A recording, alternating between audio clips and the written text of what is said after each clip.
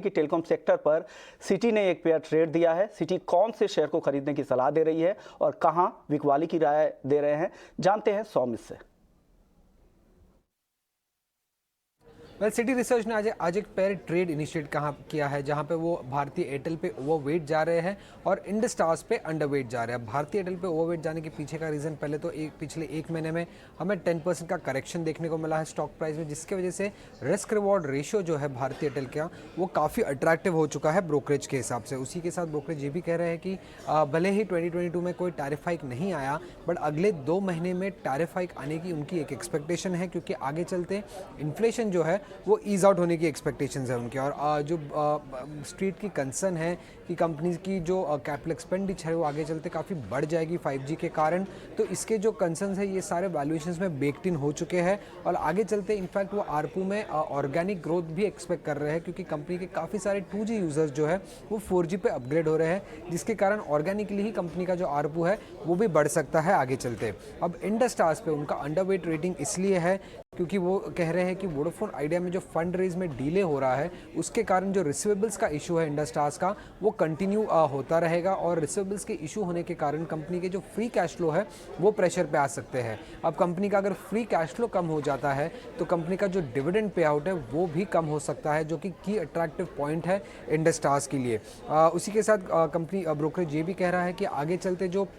Growth drivers है Indus stars के लिए वो भी काफ़ी लिमिटेड है, क्योंकि stand alone 5G towers develop होने में अभी भी टाइम लग सकता है, क्योंकि टेलीकॉम कंपनीज अगर आप देखेंगे तो अभी भी 5G को अच्छे तरीके से मोनेटाइज नहीं कर सकी है, जिसके कारण स्टैंड अलोन 5G टावर्स आने में भी और टाइम लग सकता है। तो लिमिटेड ग्रोथ अपसाइड और रिसीवेबल्स के इशू के कारण इंडस स्टार्स पे उनकी अंडरवेट रेटिंग है। यानी सिटी का नजरिया भारतीय एयरटेल पे शेयर करेक्शन के बाद अब रिस्क रिवॉर्ड रेशियो यहां पर बेहतर हो गया है। आज के सत्र में अगर भारतीय एयरटेल की चाल देखें तो 764 के आसपास 0.25% की तेजी के साथ कारोबार कर रहा है। राहुल, क्या लग रहा है, भारतीय एयरटेल क्या इस जो करंट लेवल है 764 का, इन लेवल्स पे खरीदना सही होगा क्या? देखिए, मेरा मानना है कि भारतीय एयरटेल में जिस तरीके से अभी हमने एक काफी बड़ा एक ब्रेकडाउन देखा था, और वहां से स्टॉक जो अगर हम देखें पिछले 4-5 सेशन में एक कहीं ना कहीं ऐसा लग रहा है कि एक बेस फॉर्मेशन की तैयारी कर रहा है, जो कि 757 के आसपास देखने को मिलता है। अब जिस तरीके से इसके अंदर ये जो ब्रेकडाउन आया था उसको हमें कवर करना बहुत इंपॉर्टेंट है, यानी कि जब तक ये स्टॉक भारतीय एयरटेल 800 रुपए के लेवल्स को क्रॉस करके अपसाइड नहीं ट्रेड करता है, तब तक इसमें कहीं ना कहीं एक रिस्क या फिर एक कह सकते हैं कि कंसोलिडेशन की बिल्कुल यहाँ पे चांसेस बने रहेंगे।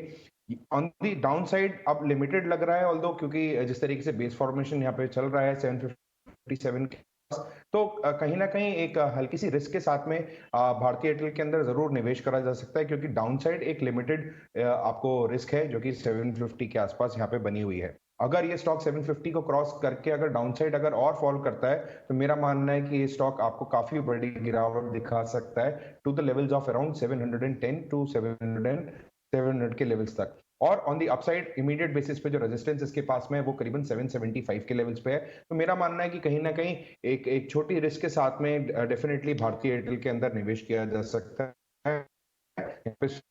हिसाब से स्टॉप लॉस बनेगा 750 के लेवल्स पे, और ऑन दी अपसाइड जो रेजिस्टेंस या फिर आपको एक शॉर्ट टर्म टारगेट की तरह बन के आएगा वो करीबन बैठेगा 780 रुपए के आसपास। ओके, यानी 780 के टारगेट के लिए आप 750 के स्टॉप लॉस के साथ भारतीय एयरटेल में ट्रेड कर सकते हैं। लेकिन